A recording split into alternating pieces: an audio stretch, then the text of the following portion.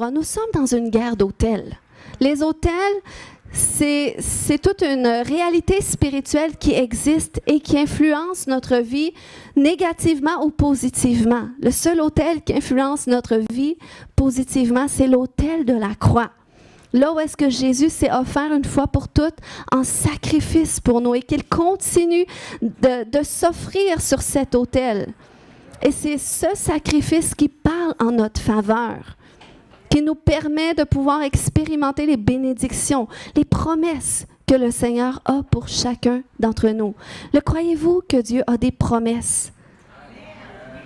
Si on peut juste faire une petite pause, c'est quoi les promesses de Dieu? Si on peut juste lever la main et dire une chose.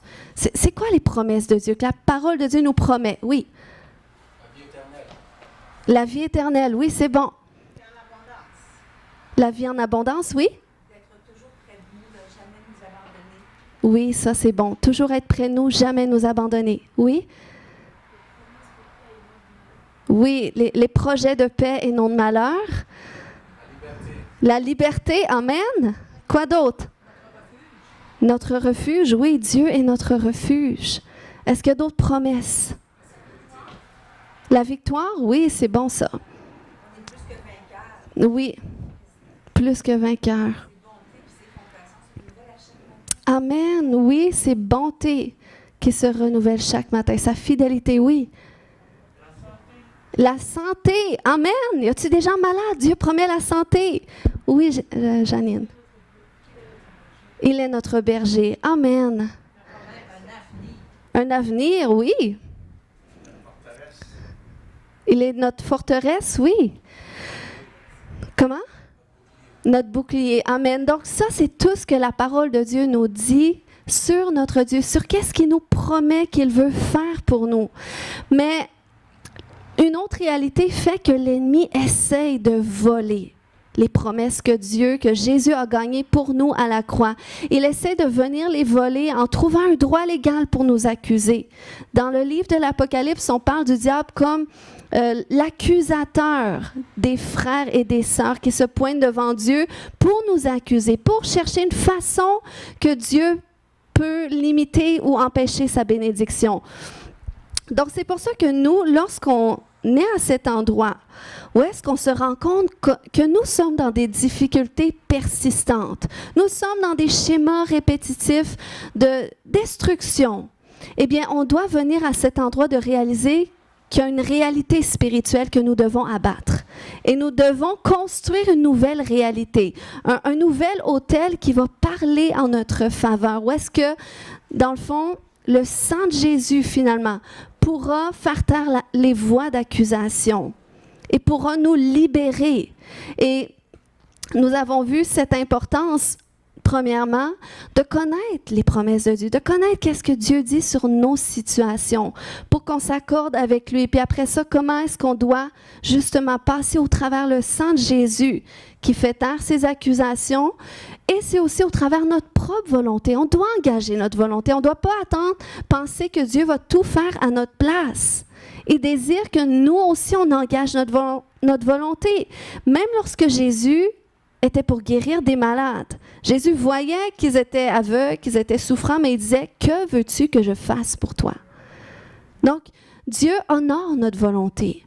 Et lorsque tu dis, « Ma volonté, c'est que tu fasses ceci, cela dans ma vie. Ma volonté, c'est de te suivre, Seigneur. » Eh bien, ça, c'est une façon de répondre aussi. Par ton sacrifice. Tu sacrifies ta volonté pour qu'est-ce que le Seigneur veut faire. Et ensuite, tu dois aligner tes paroles et ta conduite avec qu'est-ce que le Seigneur dit. Donc, tu dois apprendre à vivre par la foi. Jusque-là, on comprend bien? Vous êtes avec moi? Et c'est comme ça que lorsqu'on rétablit la place qui revient à Dieu dans notre vie, qu'on bâtit notre vie sur lui, qui est une autre façon de dire de bâtir cet autel à Dieu, eh bien, c'est comme ça que le Seigneur répond. Il répond par le feu, il répond par sa présence, il répond par sa grâce, par sa faveur envers nous. Puis, ce matin, on va regarder cette réalité que l'autel a besoin d'être maintenu et alimenté. Puis, Puis les autels sont maintenus et alimentés par la prêtrise. On va voir, ça veut dire quoi pour nous tout ça, la prêtrise, ce matin. Donc, la différence entre le prêtre de l'Ancienne Alliance et le prêtre de la Nouvelle Alliance, c'est que le prêtre dans l'Ancienne Alliance, il agissait comme médiateur entre Dieu et les hommes, comme intermédiaire entre Dieu et les hommes. Et les prêtres provenaient de la lignée d'Aaron, de la tribu de Lévi uniquement. Donc, c'était une règle. Puis, c'est ceux qui faisaient l'aspersion du sang, finalement. Le sang qui accordait le pardon, qui libérait le peuple de ses fautes ou de la raison pour laquelle il offrait des sacrifices. Et c'est eux qui étaient chargés d'alimenter l'autel par les sacrifices, de mettre les morceaux des animaux et s'assurer qu'il y a toujours du feu qui brûle sur l'autel. Donc ça, c'était les prêtres de l'Ancienne Alliance. Maintenant, dans la Nouvelle Alliance, qu'est-ce qui est intéressant, c'est que Jésus, il est venu mettre fin à ce sacerdoce lévitique. Parce que Jésus, finalement, par lui, ça a été la fin des sacrifices d'animaux, parce qu'il s'est offert une fois pour toutes, comme sacrifice pour le pardon des péchés de l'humanité. Ensuite, non seulement il s'est offert comme sacrifice, mais il est devenu lui-même le grand prêtre. Donc, il est devenu par son sacrifice l'intermédiaire ultime entre l'homme et Dieu. Donc, c'est pour ça qu'il dit « Je suis le chemin ». Je suis le chemin, la vérité et la vie. Donc, Jésus est le chemin d'accès à Dieu. Donc, c'est par son rôle d'intermédiaire. Donc, c'est pour ça que la Bible va nous dire que Jésus est le grand prêtre. Une fois pour toutes. Puis, une autre réalité qui s'est ajoutée, c'est que tous ceux qui deviennent croyants, tous ceux qui deviennent des enfants de Dieu, eh bien, ils se joignent aussi à cet appel de prêtrise. Ils deviennent eux aussi des prêtres qui sont appelés à offrir des sacrifices ou à agir d'intermédiaire entre Jésus et les hommes. Et on va voir comment, parce que Jésus a tracé le chemin pour qu'on puisse, pour être un modèle pour nous, un modèle à suivre. Puis, ça dit ça dans Apocalypse 1,6, qu'il a fait de nous un peuple de rois, des prêtres au service de Dieu, son Père. Donc, est-ce que tu peux réaliser ce matin que tu es appelé à être un prêtre au service de Dieu? Donc, à lui soit la gloire et le pouvoir pour l'éternité. Jésus, on sait qu'il est au ciel en ce moment, mais il est accessible. Il est accessible parce qu'il est vivant. Il est ressuscité d'entre les morts et nous avons cet accès à Jésus du moment que tu te tournes vers lui, que tu te repens. Eh bien, à cause de son sacrifice, eh bien, tu peux être réconcilié avec Dieu au travers de Jésus. Donc, tu as cet accès à Jésus, à Dieu le Père, Jésus le Fils et le Saint-Esprit. Puis, Jésus, même s'il est au ciel en ce moment, dans cette dimension du ciel, eh bien, il exerce toujours sa prêtrise envers nous. Il agit toujours d'intermédiaire envers nous parce qu'il a dit « Lorsque je m'en irai retrouver mon Père, j'attirerai tous les hommes à moi. » Puis Romains 8,34 nous dit que Jésus est ressuscité, qu'il est à la droite de Dieu et qu'il intercède pour nous. Donc, la façon qu'il exerce sa prêtrise en ce moment, Jésus, c'est par l'intercession qu'il fait envers nous et aussi le ministère qu'il fait pour nous. Donc, nous devons comprendre que nous, lorsque Dieu dit qu'il fait de nous un royaume de prêtres, eh bien, c'est que nous aussi, nous sommes appelés à exercer cette fonction d'intermédiaire entre Dieu et les hommes en Jésus-Christ. C'est au nom de Jésus, OK? C'est pas parce qu'on mérite quoi que ce soit. Jésus a mérité cette place pour nous. Il nous a donné accès à cette place. Puis, nous sommes appelés à agir d'intermédiaire entre le ciel et la terre pour l'accomplissement des desseins de Dieu. C'est pour ça que Jésus, puis notamment on le fait par la prière, parce que Jésus a dit, lorsque vous priez, demandez au Père que sa volonté soit faite sur la terre comme au ciel. Donc, dans le ciel, puis on a vu, tantôt on a partagé des promesses de Dieu. Eh bien, ça, c'est la réalité du ciel. C'est ce que Jésus a gagné pour nous à la croix. Puis c'est ce qu'il veut libérer dans notre vie. Puis nous, lorsque nous sommes sauvés, lorsqu'on expérimente le salut qui vient avec la nouvelle naissance. Donc, c'est plus nous qui vivons, mais c'est Christ en nous parce qu'on reçoit son souffle de vie. Eh bien, nous avons cet accès privilégié à la droite du Père qui nous permet par nos prières, par nos intercessions, d'amener ou d'initier la volonté du Père au ciel sur la terre. C'est compréhensible? Puis, c'est pour ça que c'est important de prier. C'est par la prière que nous exerçons notre prêtrise. 1 Timothée 2:1 nous dit « J'exhorte donc, avant toute chose, à faire des prières, des supplications, des requêtes, des actions de grâce pour tous les hommes. » Donc, ce n'est pas une option, la prière. Tous les enfants de Dieu doivent prier. Il y a des gens qui disent « Ben moi, je ne suis pas un prieur. » Je peux te dire que la personne qui est la plus prieuse d'entre nous n'est pas née prieur. Nous le devenons par révélation. C'est par révélation que tu deviens quelqu'un qui prie et que tu exerces ta prêtrise de la sorte pour alimenter l'autel, pour maintenir l'autel, pour que Dieu agisse en faveur des hommes ou dans ta vie. Amen. Les prières vont où? Je pense que je l'ai dit un petit peu, mais je veux lire un autre verset qui nous montre clairement qu'est-ce qui se passe lorsque tu pries. Tu ne fais pas juste lancer des paroles en l'air. La Bible dit dans Apocalypse 8, 3-5, qu'un autre ange vint et il se tint où? Sur l'autel. Sur l'autel. Ayant un encensoir d'or, on lui donna beaucoup de parfums afin qu'il les offrit avec quoi? Les prières de tous les saints. C'est là qu'elles vont, sur l'autel de Dieu, qui est devant le trône. Et ça dit que la fumée des parfums monta avec les prières des saints. Et de la main de l'ange devant Dieu, et l'ange prit l'encensoir, le remplit du feu de l'autel. Donc, par tes prières, tu alimentes l'autel à Dieu. Et ensuite, il le jeta sur la terre. Donc, il y a un transfert entre ciel et terre lorsque tu pries. La prière, c'est une arme qui est puissante, que tous les enfants de Dieu doivent apprendre. Donc, lorsque tu pries, tu réponds même à ce commandement que Dieu a donné dans Lévitique 6:13, où est-ce qu'il a dit « Le feu brûlera continuellement sur l'autel. Il ne s'éteindra point. » Tu veux t'assurer qu'il y ait toujours du feu sur ton autel, sur cette place de consécration à Dieu. Développe ta vie de prière. Prie. Ne te lasse pas de prier. Donc, la prière, ça alimente le feu sur ton autel. Puis quand on parle de feu, quand on disait ce matin, intensifie ce feu, c'est quoi le feu?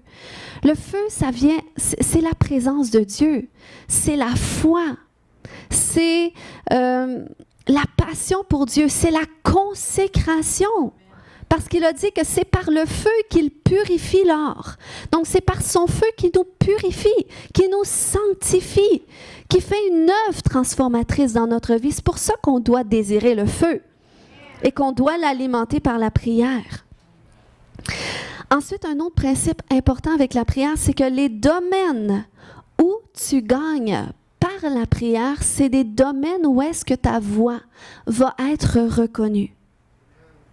Donc, ce qui fait en sorte que tu vas avoir une autorité sur des situations particulières dans lesquelles dans les situations où est-ce que tu as appris à prier, tu vas bâtir une autorité particulière associée à ces situations. Je vous dis, j'ai appris à mener tous mes combats par la prière. Aujourd'hui, je suis en amour avec Dieu, puis je cultive cet amour pour Dieu. Il n'y a rien d'acquis avec Dieu. On apprend tous les jours, on grandit tous les jours, mais je sais que je suis arrivée au Seigneur de loin, avec tout un bagage de vie et j'ai dû apprendre à mener le bon combat de ma foi. Mais je l'ai appris par la prière, par ma consécration à Dieu. Et c'est comme ça que j'ai expérimenté des victoires.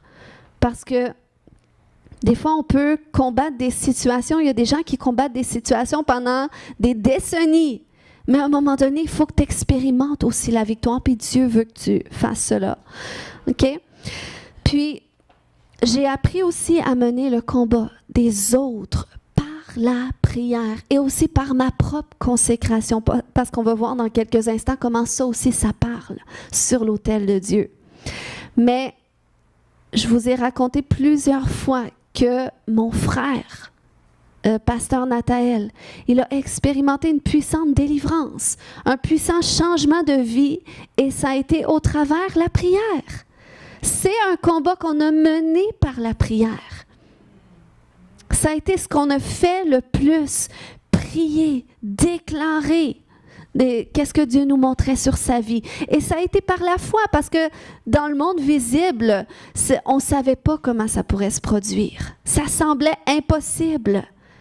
Mais du moment que Dieu a fait l'impossible dans notre vie, on savait que c'était possible aussi pour pasteur Nathaël. Puis, ça a été un combat où est-ce qu'on a vu une victoire par la grâce de Dieu. Et il y a 2 ans, j'étais dans un rassemblement, puis j'ai rencontré une jeune femme, puis on commence à échanger ensemble, puis elle me parle de sa vie un petit peu, puis elle me dit « je vis une situation difficile avec mon frère. Mon frère, il s'est détourné de la foi, il est dans la drogue, tout ça. » Puis c'était vraiment une situation difficile, compliquée qu'il traversait, puis elle était vraiment peinée de ça. Puis quand elle me dit ça, je lui raconte le témoignage de mon frère. Et là, puis ça l'a comme bâti sa foi à elle aussi. Et j'ai dit, écoute, on va prier. On va prier pour ton frère, pour que Dieu fasse comme il a fait dans la vie de mon frère, qu'il le sauve, qu'il le sorte de là. Puis finalement, on a prié. Puis vous savez, ça a été une prière toute simple. Ça n'a pas été une longue intercession, parce que c'est comme Élie, lorsqu'il a bâti cet autel à Dieu pour que Dieu intervienne en faveur du peuple d'Israël. Il n'a pas prié très longtemps, parce que Dieu, dans le fond, a répondu à toute la structure qui avait déjà été bâtie derrière la prière. Donc, c'est ce qu'il a fait, qu'il a répondu rapidement. Puis, c'est pour ça que je n'avais pas besoin de prier beaucoup, parce que pour moi, c'était une situation connue, une situation dans laquelle il y avait beaucoup de prières déjà, qui avaient alimenté déjà un autel à Dieu. Et j'ai revu la dame il y a quelques mois passés, puis j'ai dit, finalement, comment va ton frère? Tu te souviens, on avait prié ensemble? Elle m'a dit, la semaine d'après, qu'on ait prié ensemble, son frère est revenu au Seigneur, il est revenu à la foi et elle a lâché ses voies, les voies dans lesquelles il était. Donc, vous voyez, quand je dis que le Seigneur, au travers les situations qu'on vit, où est-ce qu'on pense que des fois l'ennemi cherche à nous détruire, au contraire, Dieu veut nous bâtir, il veut nous construire, il veut que ta voix atteigne sa pleine autorité qu'elle est supposée d'atteindre sur les circonstances pour que la volonté de Dieu qui est au ciel se manifeste sur la terre. Amen. Donc, lorsque le Seigneur répond à nos prières, lorsqu'il se manifeste en notre faveur dans notre vie, c'est pas le fruit du hasard. Des fois, Dieu va le faire comme ça. Surtout quand tu es nouveau chrétien, il y a un feu nouveau qui est là. C'est comme, il y a des interventions glorieuses, surnaturelles, rapides que tu peux vivre de Dieu. Mais il y a d'autres interventions que tu dois alimenter l'autel, que tu dois aller renverser les autels que l'ennemi qui s'est bâti à l'ennemi pour rebâtir l'autel à Dieu. Puis, lorsque tu apprends justement à alimenter cet autel par tes prières, eh bien, ta voix va être reconnue dans le monde spirituel, ce qui va faire en sorte que le monde spirituel va devoir obéir. Prenons exemple avec les exorcistes juifs dans la parole de Dieu, dans cette histoire des Actes, où est-ce qu'ils voyaient les signes glorieux s'opérer par la main de l'apôtre Paul et qu'eux aussi ont voulu exercer. Donc, ils ont commencé à prendre autorité contre des démons et ils ont dit par le nom de Jésus que Paul prêche. Et ils ont commandé aux esprits comme ça, impurs, de sortir. Et là, la Bible nous dit que les esprits impurs se sont retournés vers ces hommes. Et ils ont dit, mais qui êtes-vous? Donc, leur voix n'était pas connue du tout. Ils ont dit, nous savons qui est Jésus, nous savons qui est Paul, mais vous, qui êtes-vous? Donc, même Paul, sa voix était connue dans le monde spirituel parce qu'il avait appris à bâtir cette place de consécration, cette place où est-ce que l'autel qui revient à Dieu dans sa vie est alimenté constamment. Amen. Donc, maintenant, je veux parler d'un autre parallèle. Nous sommes appelés à exercer la prêtrise au travers notre vie de prière. Lorsqu'on prie, tant pour nos situations que pour les autres. Parce que Dieu se cherche des hommes et des femmes qui vont élever leur voix en faveur des autres. Des fois, il y a des situations où est-ce que je vois des gens de la rue dans des choses difficiles, puis c'est comme, bon, je passerai tout droit dans ma pensée, mais c'est le Saint-Esprit parfois me souffle à ma pensée, mais si tu es la seule personne qui prie pour eux, ou même des fois des parents, des amis de mes enfants, si j'étais la seule personne qui pouvait prier pour eux, c'est important de reconnaître ce mandat de prière. Maintenant, comme le diable, il va chercher toujours à copier et à pervertir qu'est-ce que Dieu crée, eh bien, la réalité, c'est que l'homme sans Dieu exerce tout de même une prêtrise. Donc, même si tu n'es pas un prêtre au service de Dieu, c'est toute une dimension spirituelle. Tu n'as pas besoin d'aller chercher un certificat, là. Même si tu n'es pas un prêtre au service de Dieu, eh bien, tu vas servir d'autres choses. Si tu ne sers pas Dieu, tu vas servir d'autres choses. Il y a d'autres idoles qui vont prendre la place de Dieu dans ta vie. Donc, c'est pour ça que je dis que si tu n'es pas un prêtre pour Dieu, tu vas être un prêtre pour d'autres choses. Donc, tu vas être un intermédiaire entre le ciel et la terre, mais pour d'autres puissances. Et ça, c'est important d'en prendre conscience. Puis pourquoi est-ce qu'on a cet accès à la dimension spirituelle? Parce que nous sommes des êtres à la fois naturels et à la fois spirituels aussi. Donc, nous avons cet accès, que nous le voulons ou non, au monde des esprits. Maintenant, c'est important de réaliser que si on n'est pas pleinement consacré à Dieu, qu'on n'apprend pas justement à alimenter cet autel qui revient à Dieu dans notre vie, on pourrait se retrouver à alimenter d'autres autels qui vont avoir un impact négatif dans notre vie. Donc, c'est important de comprendre cette dimension où est-ce qu'il y a un changement de prêtrise qui doit se faire. On doit désirer être des prêtres seulement, entièrement pour Dieu. Et ça, c'est au travers de nos actions que ça va s'exprimer, au travers de nos habitudes quotidiennes. C'est pas trop compliqué ce matin? J'essaie d'être simple. Mais on voit un exemple de l'impact. Quand tu alimentes d'autres autels, on voit un exemple qui est assez extrême avec les sacrificateurs, le sacrificateur Élie, notamment avec ses fils. Ce matin, je n'ai pas les versets, mais vous pouvez le noter si vous voulez le lire dans 1 Samuel 2 et 3. Ça nous parle des fils du sacrificateur Élie, qu'eux aussi exerçaient cette fonction de prêtre devant Dieu. Mais le problème, c'est que ces hommes étaient corrompus. Ils pervertissaient les offrandes qui étaient données à Dieu. Ils couchaient avec les femmes qui venaient au temple pour offrir des sacrifices à Dieu. Donc, ils faisaient toutes sortes de choses pour lesquelles Dieu a dit à Élie, je vais devoir te juger, juger ta famille, juger tes fils, parce qu'ils ne se détournent pas de leur mauvaise voie. Puis, si on fait un parallèle avec notre vie aujourd'hui, c'est que on sait qu'on est imparfait. Il n'y a personne ici qui peut dire qu'il est sans péché. OK? Tous, on a besoin de la grâce de Dieu pour marcher dans la sanctification. Mais si tu es à cet endroit où est-ce que le Seigneur met en lumière des choses dans ta vie, des péchés qui disent ça doit changer, ça, tu dois te détourner de ça. Puis, Dieu va t'envoyer des signes, comme il l'a fait pour les fils du sacrificateur Élie. Il leur a envoyé des signes, des paroles, des avertissements. Mais à un moment donné, Dieu dit, écoute, fais un choix. Puis le choix que tu fais, ben c'est ça le fruit que ça va porter dans ta vie. Donc, c'est ce qui s'est produit avec les fils du sacrificateur Élie. À un moment donné, il y a eu une guerre en Israël. Puis là, il devait aller au combat avec l'arche de l'Alliance qui représente la présence de Dieu. Mais le problème, c'est que la présence de Dieu n'y était plus.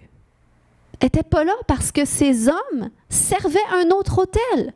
Donc, si tu sers un autre autel, ne pense pas que la présence de Dieu va siéger sur l'autel de ta vie comme ça devrait l'être.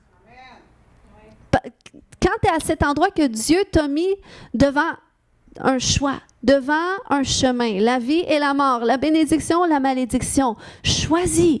Ce que tu choisis, c'est ce qui va porter du fruit. Et eux, parce que la présence de Dieu, la gloire de Dieu n'y était plus, eh bien, non seulement ça a été une défaite pour tout le peuple d'Israël, mais ils sont morts au combat. Donc, tu peux vivre bien ta vie comme tu l'entends, sans changer comme Dieu aimerait que tu changes. Mais si sa présence n'est pas avec toi, ce n'est pas tes bonnes intentions qui vont te soutenir dans le mauvais jour. Parce que c'est la voix de qu'est-ce que tu alimentes sur l'autel qui va parler en ta faveur. Mais si la voix de Dieu n'est pas là parce que tu ne la cherches pas ou tu ne l'écoutes pas, eh bien, ce n'est pas sa voix qui va te défendre non plus. Puis, je ne veux pas faire peur à personne ce matin. Nous sommes sous la grâce de Dieu. On ne vit pas sous la loi où est-ce que, on doit commencer à devenir religieux. Le Seigneur nous appelle à une transformation avec laquelle nous collaborons avec lui. D'un cœur désireux au travers d'une révélation de son amour. Donc, on ne désire pas que le Seigneur nous transforme parce qu'on a peur de lui. Parce qu'on a peur qu'il nous condamne. Non, Dieu est bon. Dieu est bon, il est fidèle. Mais c'est pour ça que je disais, l'histoire des fils du sacrificateur Élie, c'est assez extrême. Mais en même temps, on peut s'en servir pour dire que Dieu ne joue pas avec nous. Dieu, il est sérieux avec nous parce que le diable est sérieux aussi. Parce que le diable fait vraiment du ravage. Il n'a pas pris 2 semaines de vacances dernièrement, lui. Donc, le diable, il est méchant, Dieu le sait, et parce qu'il ne veut pas que sa voix d'accusation ait un impact dans ta vie. Il veut que tu prennes les bonnes décisions. Il veut que tu apprennes à bâtir cet endroit, cette réalité où est-ce qu'il peut agir dans ta vie, puis que tu viennes l'alimenter. Exemple des autels à cesser d'alimenter. J'ai presque fini ce matin, inquiétez-vous pas, là.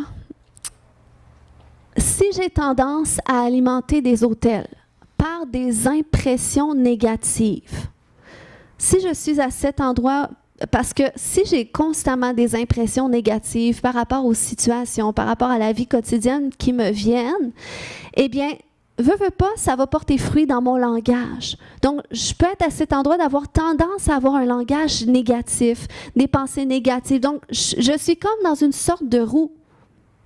Puis, si je suis à cet endroit, j'alimente un autel. Donc, ça va finir par porter du fruit. Ça va avec le principe de Job 3,25 qui nous dit « Ce que je crains, c'est ce qui m'arrive. Ce que je redoute, c'est ce qui m'atteint. » Donc, ce que tu alimentes, si tu es à cet endroit que tu redoutes toujours les choses, tu crains toujours le pire, tu vois toujours le pire dans les situations, c'est ce qui va finir par arriver. Parce que c'est ce que tu alimentes. Ce que je suis en train de dire, c'est pas qu'il faut arrêter d'avoir peur, d'être découragé, d'être déprimé. Ça peut arriver des mauvaises journées. Ça peut arriver des situations qui font que tu te sens comme ça parce que c'est redondant, c'est difficile. Mais là où est-ce que c'est problématique, c'est quand c'est ta réalité. Tu as des gens avec qui tu parles que ce qui sort de leur bouche, c'est toujours négatif. On dirait que ça va toujours mal, même des enfants de Dieu. Puis, j'ai beaucoup de compassion si vous luttez avec ça. Je sais que c'est pas facile, mais je reconnais que c'est un schéma dans lequel vous devez sortir. Parce que ça alimente une réalité spirituelle sur votre vie qui fait en sorte que l'ennemi agit. Donc, c'est ce qui fait en sorte que vous vivez à répétition des choses plates, des choses négatives, des épreuves, des ci, des ça. Mais comme je disais qu'on combat un autel en bâtissant un autre autel à Dieu, comment est-ce qu'on peut parvenir à vaincre ce type d'autel-là? Eh bien, déjà, c'est en revenant au travers les outils que j'ai partagés. Qu'est-ce que Seigneur, prendre une situation à la fois, cette situation sur laquelle tu crains le pire, tu prends cette situation-là, une à la fois. OK, Seigneur, qu'est-ce que toi tu dis dans cette situation? OK, bien là, tu prends autorité contre ces pensées-là au travers le sang de Jésus qui fait taire ces voix négatives qui te parlent. Puis c'est après ça que tu choisis de t'engager avec qu'est-ce que sa parole dit. Puis une façon que tu peux t'engager, une façon que tu peux alimenter cet autel qui va changer ta mentalité, qui va amener la joie du Seigneur à devenir réellement ta force, c'est l'autel que tu alimentes par la louange, par l'adoration. Hébreux 13,15 nous dit « Par lui, offrons sans cesse à Dieu un sacrifice de louange. » Pensez-vous que les adorateurs le dimanche sont tout le temps de bonne humeur comme ça? Je suis convaincue que leur louange ne dépend aucunement de leur humeur. Pourquoi? Parce que c'est un sacrifice. On ne le fait pas pour nous, on le fait parce qu'on adore Dieu, mais on le fait pour Dieu, pour rendre gloire à Dieu. Donc, ceux sur la première rangée qui dansent et qui chantent, il y en a peut-être qui vivent des situations désastreuses, mais ils ont compris cette dimension d'offrir un sacrifice de louange à Dieu. On a compassion pour ça. Amen. Amen. Donc, je veux que vous réalisiez l'importance. Puis, on a tous cet appel d'offrir sans cesse un sacrifice de louange à Dieu. Lorsque tes situations vont bien, tu le fais. Lorsque tes situations vont mal, tu le fais. Puis à un moment donné, ça va venir ta réalité. Ça va faire en sorte que tes pensées vont changer, l'atmosphère de la maison va changer, l'atmosphère au travail va changer. Pourquoi? Parce que tu offres sans cesse à Dieu un sacrifice de louange. Le fruit des lèvres qui confesse son nom, sa bonté. Ensuite, les autels, les répercussions qu'ils peuvent avoir sur notre vie. Quelqu'un de malhonnête, quelqu'un qui ment, quelqu'un qui fait des trucs malhonnêtes, c'est quelqu'un qui alimente un autel. Il alimente un autel qui ne revient pas à Dieu.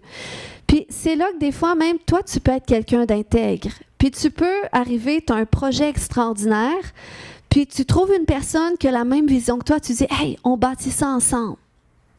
Mais tu ne sais pas si la personne est malhonnête ou a déjà peut-être été malhonnête dans son passé, puis ça a bâti un autel. Moi, j'ai connu des gens qui ont fait des faillites parce qu'ils avaient collaboré avec certaines personnes. Parce que peut-être c'est pas, le problème ne sera pas sur ta vie, mais ça peut être sur la vie de l'autre. Il y a des autels qui parlent en défaveur d'elle. Je ne sais pas si ça existe, mais vous comprenez ce que je veux dire. Donc, c'est important d'être à cet endroit, de faire attention à quel autel est-ce qu'on alimente par nos pensées, par nos actions. Si tu fais quelque chose de malhonnête, lorsque tu arrives au magasin, puis tu pars, la caissière a juste scanné un truc au lieu de 2 trucs. Est-ce que tu reviens ou est-ce que tu penses? Est-ce que tu dis, c'est une bénédiction de Dieu? Non, c'est un test. C'est un test de Dieu. Et si tu ne l'as pas passé, repens-toi. Repens-toi parce que l'ennemi peut se servir de ça contre toi. Amen. Donc, on doit alimenter l'autel qui revient à Dieu. Des fois, tu as été malhonnête dans ton passé. On a tout un passé avant d'être venu à Jésus. Puis là, aujourd'hui, à toutes les fois que tu entreprends quelque chose, c'est difficile, ça ne fonctionne pas, il y a des trucs qui bloquent. Eh bien, c'est pour ça qu'on a prié d'une certaine façon vendredi pour qu'on puisse adresser ce genre de choses-là, pour qu'on puisse retourner dans notre passé des fois pour se repentir de ces choses-là, de qu'est-ce qui peut parler contre nous. Vous savez, moi, par révélation, j'ai dû retourner sur tous les péchés que j'ai faits dans mon passé, même ça fait plus de 12 ans que je suis le Seigneur, que je connais le Seigneur. J'ai dû retourner dans mes péchés passés pour me repentir pour ça, parce que je sais que Dieu m'avait pardonné. Mais je suis arrivée à certains endroits où est-ce que des fois je faisais des songes, où est-ce que je me revoyais dans ces choses-là. Ça peut arriver une fois comme ça par hasard, mais quand c'est répétitif, puis tu dis, mais je suis complètement loin de ces réalités-là, pourquoi ça revient dans mes songes? Eh bien, c'est Dieu, des fois, qui peut te mettre en lumière que, tu vois, ça cherche à parler contre toi. Donc, repens-toi sincèrement, réalise le mal que ça a fait dans ta vie, dans la vie de d'autres. Et j'ai dû, comme ça, vraiment m'humilier pour dire, Seigneur, je me repens vraiment sincèrement, je réalise, j'admets ma faute, Seigneur, je suis coupable de ça.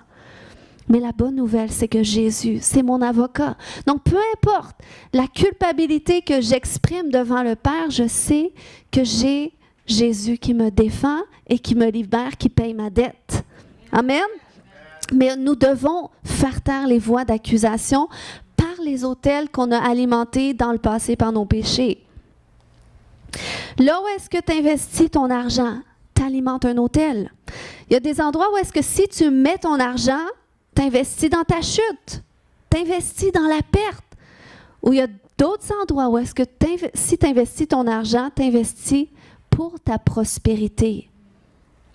C'est un principe humain, c'est un principe aussi spirituel, c'est un principe biblique. Nous avons besoin de la sagesse de Dieu pour savoir qu'est-ce qu'on fait avec nos finances, où est-ce que je dois investir, c'est quand le moment d'investir. Puis Dieu veut que tu te gâtes, il veut que tu sois prospère, mais tu as quand même besoin de sa sagesse pour ne pas faire des affaires qui pourraient finalement venir qu'à parler contre toi. On voit une histoire dans la Bible avec un homme qui s'appelait Corneille. À un moment donné, il y a un ange de Dieu qui cogne à sa porte. Un ange semblable à l'ange qui était à l'autel où est-ce que Zacharie se trouvait lorsqu'il faisait le service à Dieu. Et regardez qu'est-ce qu'il lui a dit. Corneille fixa les regards sur l'ange en Acte 4, 10-4. Et rempli de crainte, il répondit, « Qu'y a-t-il, Seigneur? » L'ange lui dit, « Tes prières et les dons que tu as faits sont montés devant Dieu. » Toi, tu penses que quand tu aides ton prochain ou que tu donnes à l'Église, tu penses que tu fais seulement une bonne œuvre. Non, tu alimentes un autel qui revient à Dieu et Dieu va s'en souvenir. Pourquoi? Parce qu'il est le rémunérateur de ceux qu'il cherche, de ceux qui se confient en lui, de ceux qui, par leurs actions, expriment leur reconnaissance à Dieu. Et même au travers tes biens, c'est une façon de le faire. Ensuite, ton obéissance à Dieu, ça alimente un autel. Ça alimente son autel. La place où est-ce que tu t'offres comme un sacrifice quotidien à Dieu. En d'autres termes, c'est la place où est-ce que tu choisis, non pas ma volonté, mais ta volonté, Seigneur.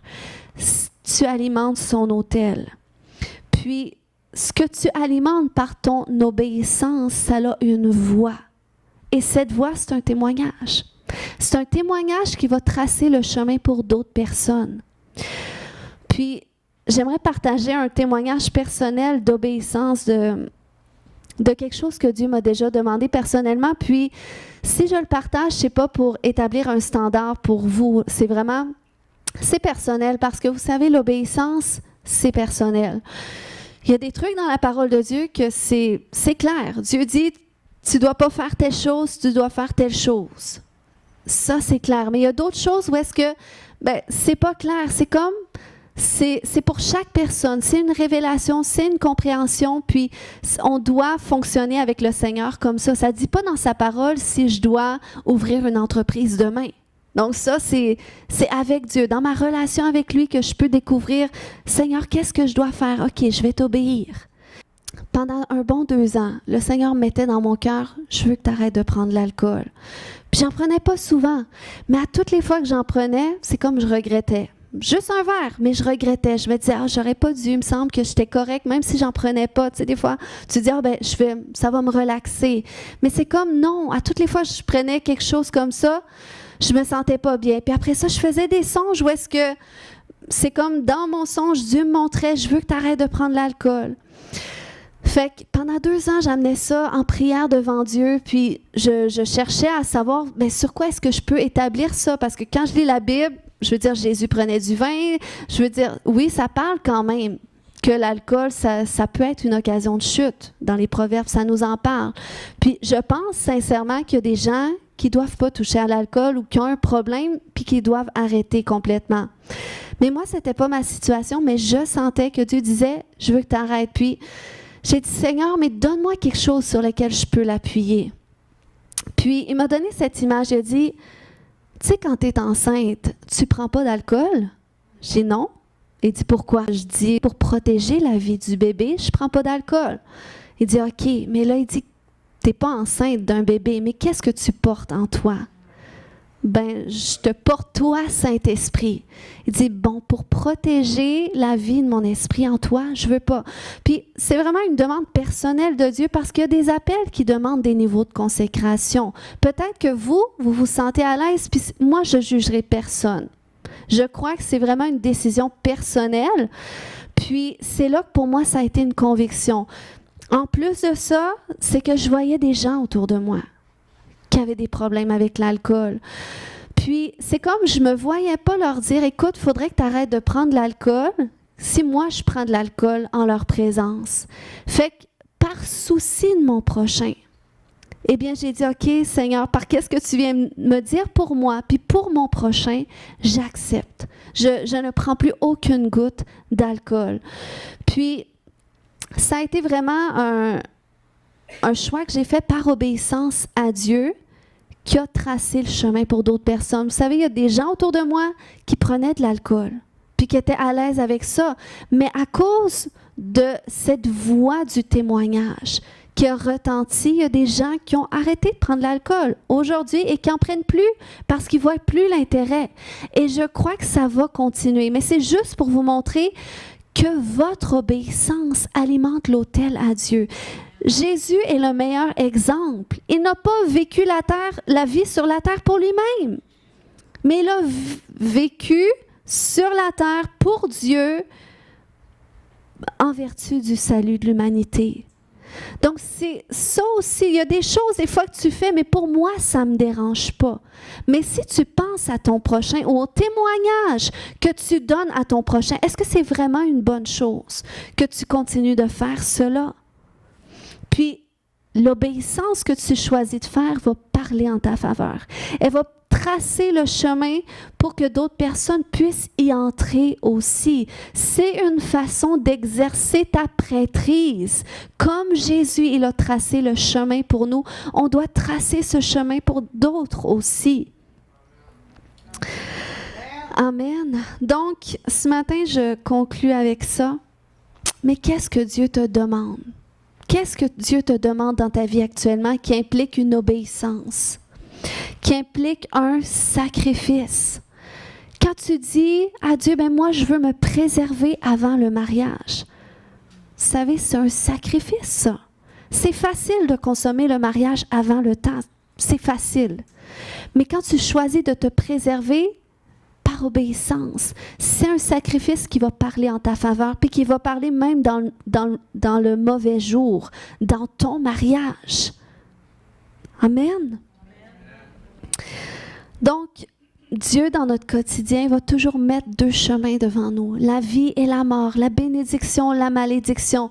Puis, vous savez, le chemin de la mort ou de la malédiction, ou le chemin où est-ce que Dieu n'est pas, c'est pas toujours un chemin qui paraît mal. Mais Jésus va le comparer à un chemin qui est large, un chemin qui est facile d'accès, un chemin qui est facile à prendre, qui peut même faire du sens. Tandis que le chemin, où est-ce que Dieu nous appelle, c'est un chemin qui est étroit. C'est un chemin qui requiert d'abandonner. Parfois, fois certaines choses, de s'abandonner, nous, à lui. Dire, Seigneur, prends tout. Puis du moment que tu réalises combien le Seigneur a des choses encore plus merveilleuses pour toi que tout ce que toi, tu pourrais posséder, ça ne te fait rien de tout lui donner. Puis, je crois ce matin que le Seigneur veut nous amener à faire un pas spécial. Où est-ce qu'on va prendre en considération que nous sommes vraiment appelés à être des prêtres, à exercer une prêtrise pour Dieu, au travers notre vie, au travers notre relation avec lui, que nous alimentons par notre vie de prière, par notre consécration à lui, par notre quête quotidienne de lui. Et il nous demande toutes des choses différentes parce que nous venons tous de réalités différentes. Nous faisons tous face à des situations différentes. Mais le Seigneur désire qu'on prenne position pour dire, Seigneur, je veux vraiment rentrer dans ce mandat. C'est une grâce de pouvoir être un intermédiaire entre le ciel et la terre. C'est une bénédiction. C'est un rétablissement de cette parole de Genèse où est-ce que lorsque Dieu a créé Adam et Ève, il leur a dit dominez sur la terre. Eh bien, nous sommes à cet endroit où est-ce que nous dominons lorsque nous faisons en sorte que la volonté de Dieu s'accomplisse sur la terre. Alléluia. Ce matin, est-ce qu'on peut réaliser que nous appartenons à un autre camp, à un autre royaume? Il a dit dans 1 Pierre 2,9, « Mais vous, vous êtes la race choisie, la communauté des prêtres du roi, la nation sainte. Vous êtes le peuple que Dieu a choisi pour annoncer les grandes choses qu'il a faites. Il vous a appelé à sortir de la nuit, à sortir des ténèbres pour vous conduire vers sa lumière magnifique. » Est-ce qu'on peut se lever ce matin? Alléluia. Et j'aimerais que si tu réalises ce matin que tu as alimenté d'autres autels, j'aimerais juste que tu dises, Seigneur, je veux être prêtre pour toi. Je veux faire le service pour toi. Je veux pas être un instrument entre les mains de l'ennemi. Non pas par mes paroles, non pas par mes actes. Et Seigneur, je me repens pour les fois dans ma vie où est-ce que je l'ai été, même souvent inconsciemment. Est-ce que tu peux te repentir ce matin? Là où est-ce que c'est nécessaire? Alléluia. Alléluia. Saint-Esprit, aide-nous à prier ce matin. Aide-nous à prier ce matin. Aide-nous à nous repentir ce matin. Convainc nos cœurs ce matin. Alléluia. Et si tu es dans ce lieu ce matin, que tu n'as jamais donné toute ta vie à Jésus, tu n'as jamais dit à Jésus, je veux que tu sois mon Seigneur, mon sauveur personnel. Je veux te donner ma vie, Seigneur. Si tu n'as jamais fait cette prière, lève la main, je veux prier avec toi. Si tu aimerais faire ce pas ce matin. Alléluia. Tout le monde a fait ce pas? Alléluia. Ce matin, si tu as besoin de te repentir pour des péchés, te repentir pour des fautes parce que tu réalises que ces péchés ont alimenté un autel. La convoitise alimente un autel. Tu peux être marié, mais lutter avec la convoitise, ça alimente un autel. Et tu veux pas ça. Tu veux pas donner d'autorisation à l'ennemi de voler ta bénédiction. Dieu veut te bénir. Il a fait de toi un peuple choisi, une nation sainte, une communauté des prêtres du roi, de ceux qui font le service pour Dieu. Et tu sais, c'est impossible par nos propres forces. C'est pour ça qu'on se repent. C'est pour ça qu'on se repent. La repentance, c'est dire à Dieu, Seigneur, j'ai mal fait et je ne suis pas capable par mes propres forces de changer. Mais Seigneur, je me tourne vers toi pour faire appel à ta grâce. Ta grâce me suffit. Peut-être que tu te sens faible, mais il te dit que c'est lorsque tu es faible que tu es fort, parce que c'est là que sa force peut se manifester. Il n'y a personne qui est sauvé par lui-même, par ses propres forces. On travaille à notre salut, mais c'est Dieu qui nous sauve par le don gratuit. Alléluia, de la vie que Jésus a donnée pour nous. Alléluia. Puis ce matin, je veux qu'on soit à cet endroit où est-ce qu'on est capable de s'humilier. Alléluia. Quand tu es capable de le faire pour ta propre vie, tu vas être capable aussi de mener le combat pour d'autres personnes. Tu vas avoir l'autorité de prier pour d'autres personnes pour voir des résultats. Parce que, alléluia, ta vie, elle est consacrée, ta vie, elle est dédiée. Tu apprends à vivre par sa grâce. Alléluia. Alléluia. Et même si tu te sens faible, même si tu te sens faible, même si tu sens que c'est difficile dans certains domaines, oh, je te dis, oh, que la meilleure posture, c'est de te retrouver à genoux, à son autel, pour regarder à lui. C'est le meilleur endroit où est-ce que tu peux être. Parce que lorsque tu crois que tu l'as, lorsque tu crois que tu es fort, oh, alléluia, c'est là où est-ce que tu es à risque. Oh, et si je prêche ce que je prêche, c'est parce que je sais que je compte sur la grâce de mon Dieu jour après jour. Je sais que j'ai besoin de sa grâce jour après jour. Et jour après jour, je me repens quand je dois me repentir. Alléluia. Seigneur, nous nous repentons même pour les choses pour lesquelles nous ne savons pas, pour lesquelles nous devons nous repentir. Mais viens Jésus, nous laver par ton sang ce matin.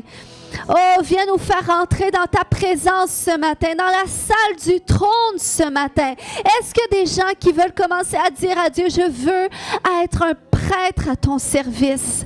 Oh oui, Seigneur, je veux être un intermédiaire entre toi et les hommes pour leur salut. Oh! Et en disant cela ce matin, son esprit va venir sur toi. Son esprit va s'intensifier sur toi. Alléluia, son feu va se raviver sur ta vie. Un feu pour la prière, un feu pour te consacrer à lui davantage, pour te dédier à lui davantage. Alléluia, kayanto rebakata, koya shabababayanta, rebakata.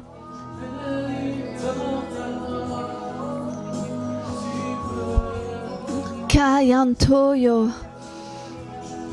Kaya shoro makatada, kayantore makata. Oh, merci Saint-Esprit.